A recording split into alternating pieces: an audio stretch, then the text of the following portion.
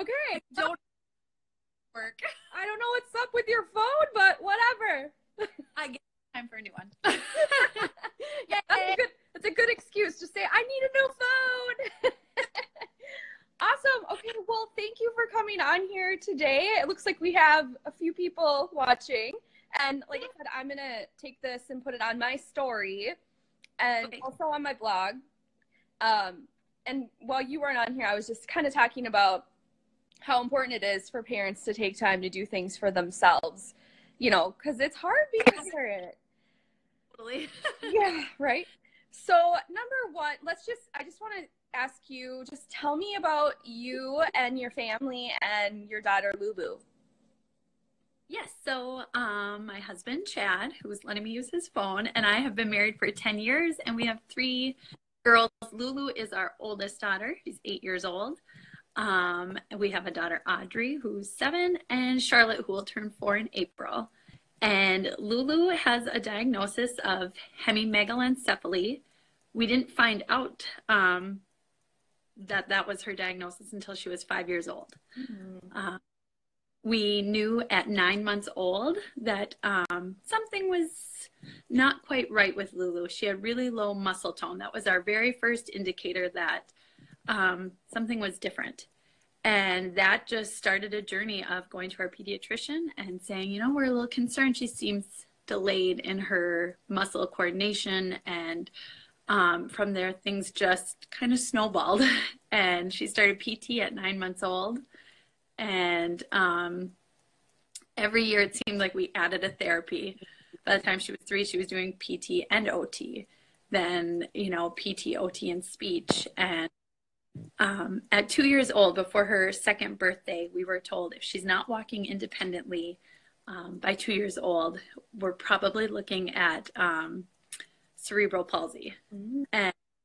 And literally the day of her, like 2 days before her birthday, she was at my mother-in-law's house and she took her first independent step. And it was just like this wave of relief, even though we knew there was still a big journey ahead.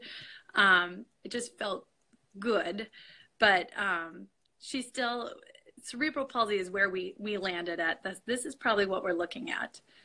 And as she became an older toddler, looking at preschool, we started to notice that her delays weren't just physical. She seemed a little delayed with her cognitive abilities. And so she had an IEP, and we still were just, okay, so they must have mild cerebral palsy. This is what we're looking at. And it wasn't until she was 5 years old that she began having seizures. And then we knew we needed a baseline. We needed to find something out because we had been offered to do an MRI before to really look and try to find the cerebral palsy, but we had turned that down because we knew it wouldn't change her diagnosis. But when she began having seizures, we knew we had to do that. And that's when they found that's when we got our diagnosis that half of her brain is larger than the other half. And with that causes a myriad of things. And it gave, it helped us to understand what it was that we were looking at. So right. That's and how we get there. Yeah, I'm sure it was hard to get that diagnosis, but probably also relieving at the same time. Yes, it was. During that time, it felt like there was just so much. We had just had our 3rd daughter, Scarlett, so she was a baby. My husband was transitioning out of his career in the military, and it was just felt like all these big things were happening. And now we have a daughter who's having seizures, and it was so scary. And I had never seen someone have a seizure, and for it to be your little girl, it was just the scariest thing in my life. And it felt completely overwhelming to get a diagnosis that I had never heard of.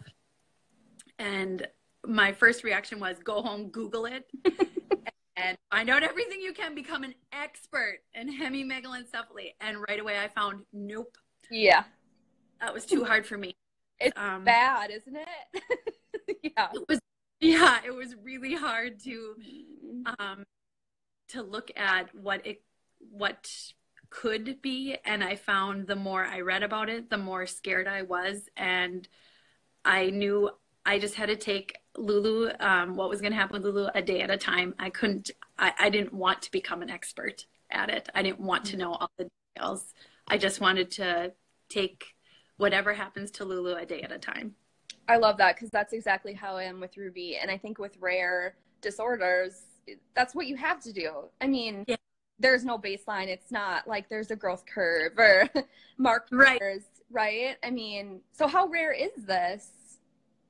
Well, I can tell you, we've never met anyone else who has it. I'm a part of a forum on Facebook, special needs parents in Minnesota. And now this was maybe 2 years ago. I asked, does anyone else have this diagnosis? Like, I'd love to chat with someone. And at that time, I didn't get any response to anybody else who is familiar with that. So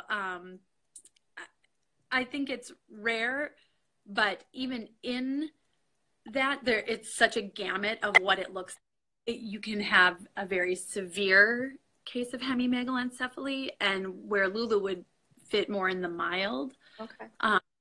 So yeah, it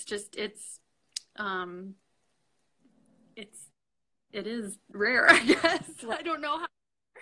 Well, yeah, I mean, it's hard. I think the rare stuff is hard because, somebody said, Google's the worst. And I remember sitting there when I found out when I was pregnant, Ruby was going to have microcephaly. And I went home and I Googled that, and it was like the worst thing I could have ever done, because it was worst case scenario.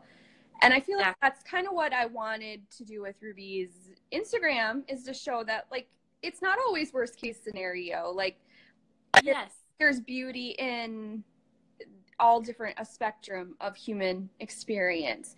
And that brings me to my next question. Like, how did that change your life when, your other daughters were already born at that point, right? Yes. We already knew our Lulu had created our family to be different, like, because we were already 5 years into a disability. We were used to being at therapy all the time. We were used to her not being able to do what her peers could do. So in a sense, it wasn't like at 5 years old something really big changed. It's like almost as soon as that 9-month mark, as soon as we entered this world of therapy and, seeing like, this isn't just gonna be like, oh, a couple weeks of PT and she'll get a stronger muscle tone and it'll be fine. When every year it just kept adding on, we knew our lives were gonna look different. Mm-hmm. And I shared once with our therapist, we have a wonderful relationship with our therapists, our OT, PT, and our speech therapists. And I just thought it was so interesting, because most people, when you think of having your first child, all those first milestones, like taking their first steps and crawling upstairs, all these things, you think about that happening in your living room. And for us, that pretty much, most of those big milestones happened in the gym at therapy. And it was unique because here we had therapists who were celebrating those milestones with us. Not necessarily, our family members did too, but they didn't get to. It was just so different than, like, all of my photographs, they're not in our living room. They're, on a bolt in the Polinsky therapy. So it's been. Right. I'm sure it's like interesting, the contrast of your other girls versus Lulu. I mean, I don't have that perspective because I don't have another child. I'm sure that really, I'm sure it's made you parent them differently. It has. I think if I had a running theme, this doesn't sound really positive, but if I had a running emotion for parenting, I feel like I always feel guilty. I feel guilty that my other tutors don't get to experience some of the things that, like, our other average families do. It actually dawned on me last winter that we've never ice skated with our girls, because for Lulu, it's great that she can walk. I don't want to on her and put her on a sheet of ice. It would be bad. And with that, I guess we've just never done that for my other daughters. And I always feel really guilty about that. And I feel guilty that there are the ops doing and we don't do that. We basically, we have to be really cognizant to carve out time for especially my middle daughter, Audrey, because she has already gone beyond Lulu can do. And cognizant of not just letting her get lost in the mix of we have so much to do for Lulu and all of Lulu's care, and that can be really hard. And at the end of the day, there's just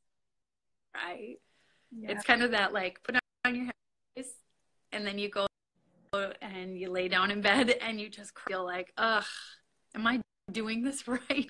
And you know, sometimes you get really sucked into, you know, looking at other people's Instagrams accounts, and I think, oh my goodness, all these other moms with special needs, they're doing this. Like, how do they have time? How do they have energy? Like, man, I just want to get out of my sweats and make some supper one right. I feel like this is hard. Yeah. I feel like there's a right, and I think that is hard, and I think it's an illusion. Instagram is an illusion, guys. Like, things are awesome, but we don't always have it together. Right? I think it's good to be honest about that, because I don't always have great days, and that's probably the days you guys don't see a post from me. And getting real about that and being okay with that. I mean, like I think it was your sister said, your girls are lucky to have you. So I hope you know that. But what do you think about, you know, the experience of having a special needs sibling? I mean, there has to be some awesome benefits to that experience for the girls too. Yep. You know, you cut out a little. Did you ask what are the positives? Yeah. What I'm going to say, guys, will you guys stop doing the heart thingies? Like, someone said that I might actually just turn off commenting for like 10 minutes and then we'll go back on. So hold on one second. Okay, I'm turning off commenting just for a little bit. We'll get back to that. Yep, but no, it's awesome. Okay. So yeah, I just was wondering, like, the positives for your girls, like, of having a sibling, because I hear that that's a common thing people feel guilty about. So what do you think? Yep. Definitely. I see in them empathy that they have for other children, and it's neat. I see it going on my daughters, my nieces. I have my oldest niece, Nora, has such a heart for children who are in her class who maybe are different, who are maybe struggling. And I think it's because she has been raised with a child who has differences.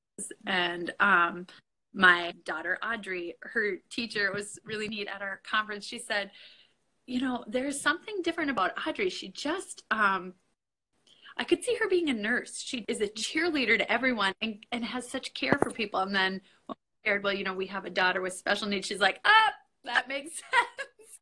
Yep. I really feel a love and empathy that they have for other kids who are maybe struggling, and an ability to be afraid of kids who are different. Right. One thing that my Lulu does is she drools a lot, and it's fun. Adults don't mind it, but other kids, her peers, that's very difficult for them. Why does she drool? Why is her shirt, you know, why, you know, it's going to drip on our desk or drip on me. And, you know, Audrey has said when we've been at different events with families, oh, it's just no big deal. You just tell her to wipe her mouth. You just say, wake up your mouth, Lulu. I mean, she's just like, it's really no big deal. And kind of sharing that. It's like, it's okay. It's okay that somebody drools. And you can just tell them, like, oh, you need a tissue and wipe your mouth. And that's kind of neat. She's not scared of kids who might be different, where, you know, other peers, that it's scary for them to see somebody who's different, and for them to understand that, like, it's okay. It's okay that we're not all made exactly the same, and you can still love somebody whose rules are different or is in a wheelchair, and you can approach them. You don't have to be to them. So do they go to the same school? Actually, they don't. Lulu is in a private school where she has a piece of her all day. We found she did preschool in a public school, and that was great, but she did only a few months of kindergarten in a public. When we found for Lulu that wasn't a good fit. Mm-hmm. Kind of got boxed into just a system that I knew Lulu could do more. And bringing her to a private where she could have a PCA with her helps her to be mainstreamed. And I'm very grateful. Every year, the 3 years she's been at her school, we have had beautiful PCAs who just, they care for Lulu. I feel like they're family. Like they care for her the way I care for her. And they just go above and beyond what a typical PCA or, you know, what it looks like on paper, what a PCA is like. And I feel so confident about their care of Lulu when she's not at home, which that's hard too, you know. Yeah, I'm sending you out in the world. Yes. Yeah. So. Yes, we've had great PCAs, and for people who don't know, a PCA is a personal care, or we call them paras at our school. Someone who's with the kid. Yeah, I mean, they're like your life. Like they connect you to your kid and communicate for them, so you know. And I think it's even like paraprofessional week this week, so that's a great thing to. Yeah, our school sent out something. Shout out to the paras and PCAs that help mamas like us. I mean, seriously. Yeah, such a huge support. One thing that I had, was thinking about when we were talking about having this conversation, I think a lot of parents I hear, especially people who are married, their relationship can kind of suffer when they have a child with a disability. I mean, I think parenting is rough on any relationship, but you throw a kid with a disability in there and it can be even harder. So I wanted to talk to you about how you and your husband stay connected, because you guys seem like you're really in love and you look so happy. I think we've learned through the years to be really intentional. When we kind of hit that hard point of Lulu's seizures beginning and a brand new baby, and my husband was looking at starting a new career, it was like, okay, what do we do here? Like kind of reorganize. And it's definitely, we have to be a team. For us, for our family to work, he and I have to be on the same page. I don't know, I give so much props to you because I feel like shouldering all those appointments and everything, I'm not good at that. I'm like, I need a partner here who can do this with me. It's very hard. And for us to be on the same page, it's really, really important. And this year was when we decided we have to be intentional about setting like a date time. And for us, it worked early in the morning when everybody goes to school. We have either Wednesday morning or Monday mornings. We set some time apart and have a little breakfast together and kind of just talk about the week, talk about, what's he doing for work, what's going on with our girls. And it just helps us connect and be on the same page. And another thing we've had to do, which seems a little interesting, but we just know there are some things our family can't do, and that we just. So I wanted to ask you about, like, you had mentioned like the challenge of having seizures is a huge one. Also, balancing. What would you say is one of your, another big challenge that you face as a mom of a kid with a disability?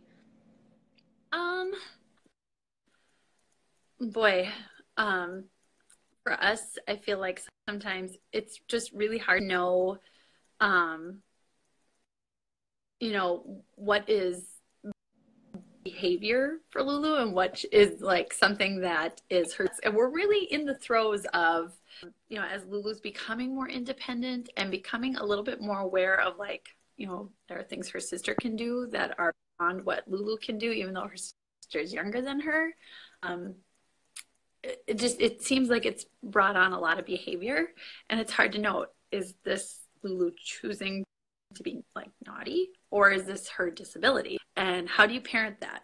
How do you especially when you're parenting two other children, you know, doing something that the other two, you know, would be disciplined for, knowing like, is that her being naughty? I don't know. That's really difficult for us right now.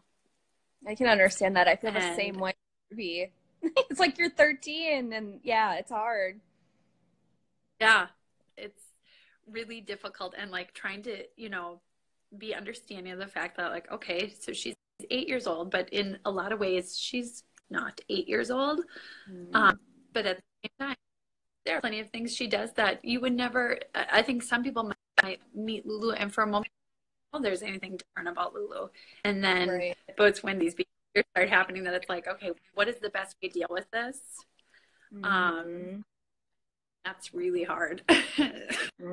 Excuse me. No, I can so understand that. Yeah. So it's again, it kind of goes back to that tailoring it to your kid.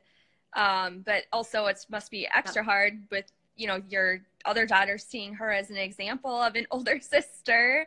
That's a challenge. Yeah. So what would you say is like the biggest joys of this experience? Oh, guess what? The biggest joys of this experience. Oh, the biggest joys I would say is just seeing who Lulu was created to be, regardless of disability. One of the most encouraging things someone told me, it was actually her kindergarten teacher, said, you know, Lulu might be disabled, but her spirit is not disabled. And that was like balm to my heart. It just like, you're right. You know what? An outer shell might be disabled, but who she is, who she was created to be, is just a beautiful person. And she's kind and she's loving. And I see her work harder than, I mean, I guess I'm kind of lazy. I see her working so hard to, you know, what do you mean? Sitting upright, concentrating. She has to work really hard to do all those things all at once. And day after day she does them.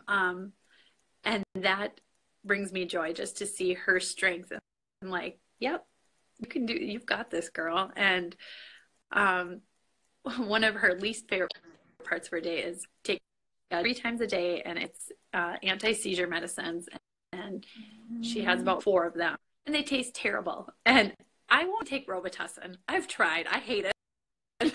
And my girl take this medicine that she doesn't like, but she does it. You know, I just am so proud of her, and I think, I don't know what the future holds for you. Obviously, I don't know what the future holds for anybody, not other 2 daughters either, but I just think if she can do everyday hard things, I don't have to be fearful for, because there are so many times where you sit and you wonder, like, the stupidest things, like, is anyone going to take her to prom? Is she ever going to have a boyfriend? She live independently and get overwhelmed with the little things, but then I just think she does so much in a day that things that I think about, she works really hard to do them, and that brings me joy and peace, knowing like if she can do it now, her future is going to be, it'll be amazing. Have you found that maybe what you thought was going to be your reality has been so much better than what it truly is now? Because I think that was a big thing for me, especially in the early days. It was like worst case scenario, life is going to be bad. Do you feel like you're like, yes, you know what I mean? I think that that's the way it is. And like, I do think that doctors sometimes can contribute to that. While Google can be a good thing, it can also be a bad thing. And so all of those things kind of factor in to make it really like a doom and gloom situation. So like new parents who have been had a diagnosis, I mean, like, what would you say to them? Like, it's not going to be as bad as you think it is, you know? And to just, like I said earlier, take it one day at a time. Seize day, instead of looking at, because I get overwhelmed. My husband often has to reel me back in, like, don't worry about her high school career. Don't worry about her some department or whatever. You know, I can just, my mind can go far ahead, and just looking at each day. Really, if I could encourage someone, just take at a time and find the joy in that day. When Lulu got her official diagnosis of hemimegalencephaly, and I started looking at that, and we had to do an intellectual test. And I remember the doctor who intellectual test with Lulu, you know, he showed us the little bell curve of like, here's average, here's above average, here's, and the terms they use, which they are phasing out the term mentally retarded. Lulu falls into the mild to moderate MR. Mm-hmm. And I felt like that, it hurt to hear it, you know, and he just was like, blah, blah, blah, no big deal, you know, and for me, it was like, that's shocking, like, no, don't tell me that. And I called my good friend Annalisa, who works with adults who have special needs, and I just remember saying, she falls in mild to mentally, you know, MR. I don't even like saying the word because I feel like it's right. It's a lot of ugly, which it shouldn't be. It's just that's where Lulu is at. And I just remember, Jori, that's a label. You don't have to worry about that. And she's like, with people every day who do amazing things. That label in and of itself does not define who Lulu is. And I hung on to those words, and I look at the work she does, and I see the people she works with have very meaningful, fruitful, wonderful lives. They have wonderful relationships. Just not looking and letting that define my daughter, and saying, well, what we're looking at, and just casting off any of those labels and just saying, nope, we're just get one day at a time. That has really helped me. That's awesome. I think, yeah, labels can be helpful, but they can also be really hurtful, and put people into a box. And, you know, I feel like it's so important never to put your child into a box, because you just don't know what they're capable of, and some description online isn't going to tell the future for you. So, so people are asking about your family. My family has been huge. For both of us, our family live in town. My folks are there to do anything. They've been so incredibly helpful. And my sister, Natalie, it's just Natalie and I. I don't have any other siblings, but she has been, I can't even describe, like, if it wasn't for Natalie, I don't know how I would emotionally handle this. And then she babysits for me all the time especially now it's different with my other kids in school, but when Lulu was little and I had Audrey, and we were up to, like, you know, 5 or more therapy appointments a day, or not a day, a week. I needed childcare, and thankfully my sister was a stay-at-home mom, and she could really help with that. I would bring Audrey to her, and she would help out so much. And yeah, my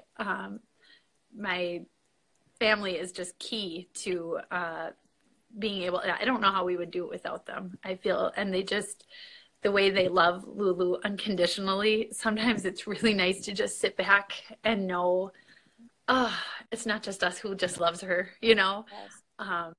I mean, I know we have a lot of other people in our lives who do, but my husband Chad's family is also in town, and they are here to help. And just, you know, it's huge for us to know that we have people in our corner who love Lulu and love us unconditionally. So yes, I was saying, you know, my family has been a huge part of my life, and I would not be where I am without them. And so thank you to all the people on here who are, like, also support a parent or a family, because it's so important. Somebody asked, what are Lulu's favorite things to do? Lulu is the happiest when you put a phone in her hand. She loves to just flip through pictures. She will just, and it's like, are you looking at them? But if anybody comes in our house, whether you're a stranger or well-known, it's, can I have your phone? Awesome. You gotta look at pictures. Yeah. And she's watching home videos. just pictures and home videos. She very much connects to seeing faces of people she knows, and that brings her a lot of joy. The other thing that she loves very much are dogs. She loves dogs. We tried to have a dog. Mm-hmm. I'm a very good dog mom. It turns out a pet. I tried. I don't know. It was a little too hard for me. But if she can be around a dog, you just see joy in her face light up. It's pretty amazing. She loves having books read to her. She likes to flip through magazines. And for playing, she has a hard time engaging in play with peers. She likes to do dramatic plays. So every year for Christmas, she wants a baby and maybe another stroller, like her two things.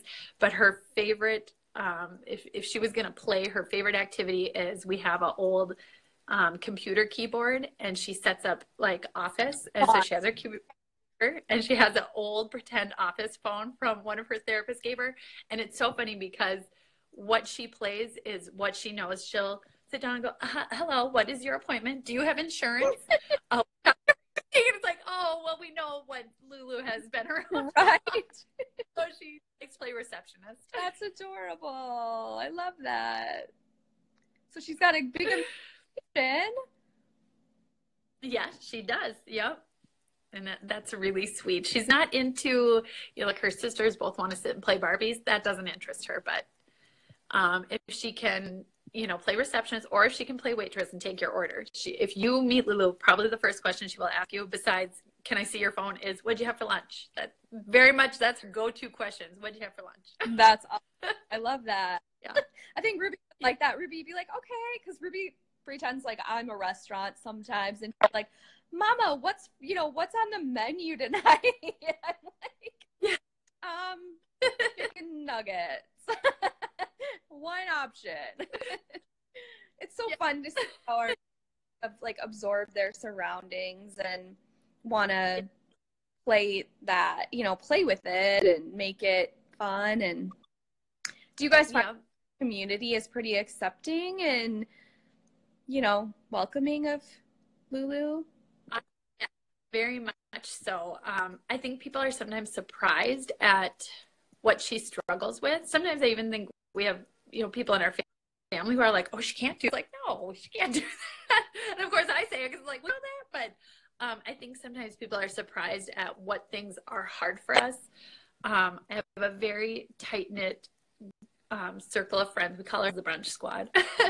And they're my girl I do life with. And they have been so accepting of Lulu and the challenges that I face as a mom, that I know I could do it without them. And so they have been a huge part of my community of, we kind of just talk about parenting, and they're great. How do you want your friends to treat you when they're talking about like mommy stuff, relating to Lulu? I feel like my circle of friends, when it comes to Lulu, they are very inclusive and super understanding.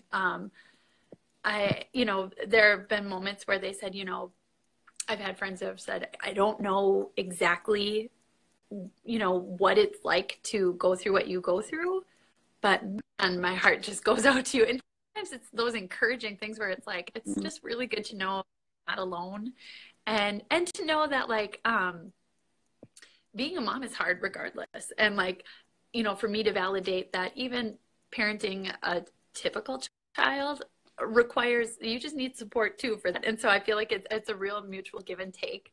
And the close circle of friends I have, they've been around to see the hard stuff.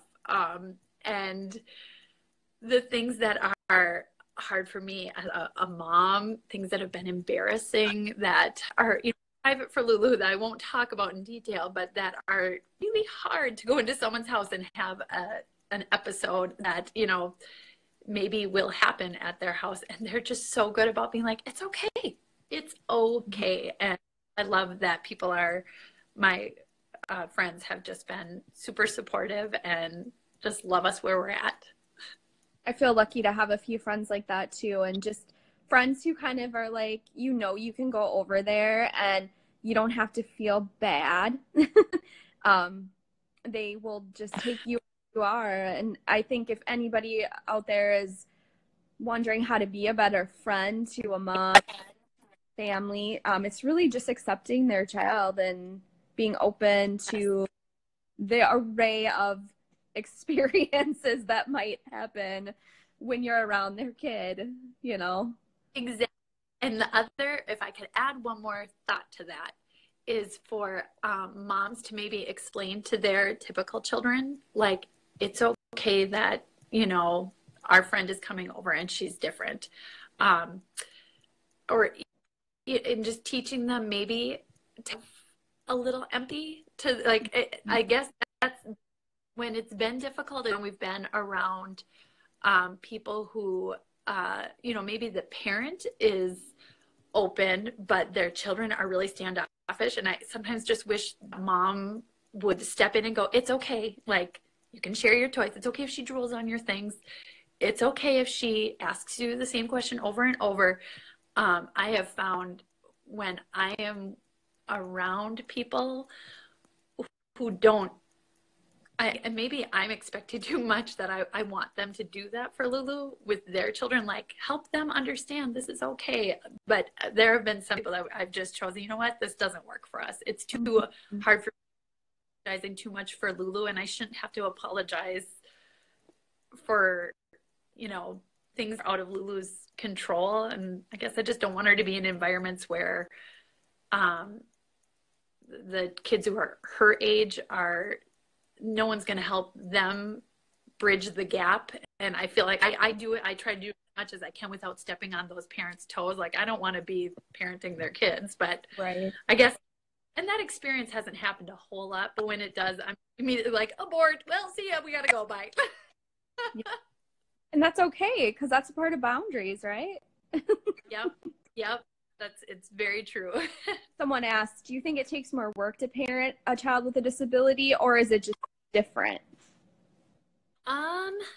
Sometimes I think it is more work. It is just different, but I guess, I mean, I don't want to say I'm more exhausted than other people, but sometimes I think, oh man, this is hard. This is exhausting work. Mm-hmm. And I tend to think it is a little harder. I feel bad saying that. No, I don't know what it's like. I can't offer any contrast, so I don't know. But I mean, I think it's for sure it's different. Yeah, for sure it's different. Right, and just also the added part of it is that you have to do a lot of explanation. That adds a lot. And how do you do that in a way that helps your child but doesn't take their privacy away or make them feel less than, or it's like a balance and a fine line, really. I mean, yep, it totally is. Like, I feel like there are some days where I'm like, I don't have it in me, like even just a quick run to Target, which, let's face it, every mom loves a quick run to Target. But if it's like, do I have it in me to yes, because there are always who want to, who are, well, I'll say this. If we use the Carolyn's cart. Are you familiar with the Carolyn's cart? That has helped us a lot, because Lulu, she can walk, but it's very exhausting and she loves shopping. Sure. But to use the Carolyn's cart, suddenly, if Lulu was just walking next to me, we can walk by people and it's no big deal. But if Lulu's in a Carolyn's cart, we get a lot of sideways glances and a lot of, and I know this shouldn't bother me, but I get a lot of, she's beautiful. Oh, she's just beautiful. I'm like, oh, she's beautiful, whether she's standing up next to me or art. And I know that's people trying to connect. Right. But I don't have it in me to be like, thank you. It's like, I just want to face and deodorant and get out of here. I know. It's like everything has to kind of be like it's more elevated experience than it needs to be. Like, we're just trying to live our lives. Leave us. Yep. Yeah. That's a little harder, because like you said, you can, like, if she's walking and she just looks like any other kid, right? I mean, Ruby's experience, it seems like it's more, obvious. And so looks like we have only a minute and 48 seconds left. So do you see that? No. Cutting us off. They must have a limit on the amount of time you have. Like, this isn't anymore. So, okay, guys, we only have a minute and 33 seconds left. Does anybody have any other questions for Jori? Or Jori, do you have anything you wanted to talk about that you can say in a minute? No, just I guess I would say you have the privilege of being in the life with a special need, whether that's a parent or a child. Just love them where they're at, and you don't need to be scared of different. I agree. Well, thank you guys for coming on here. And like I said, I'm going to save this to my story, and I'm also going to post it on my blog, which I will upload. I'll put a new link on there as soon as it's up. So we appreciate you guys for being open to about our kids and for following our journeys. And thank you, Jori. I'm so glad we got to talk. Me too. It was fun. I wish we didn't have so many misconnections, but oh well. Whatever. Got through it. So thanks, guys. Okay, bye.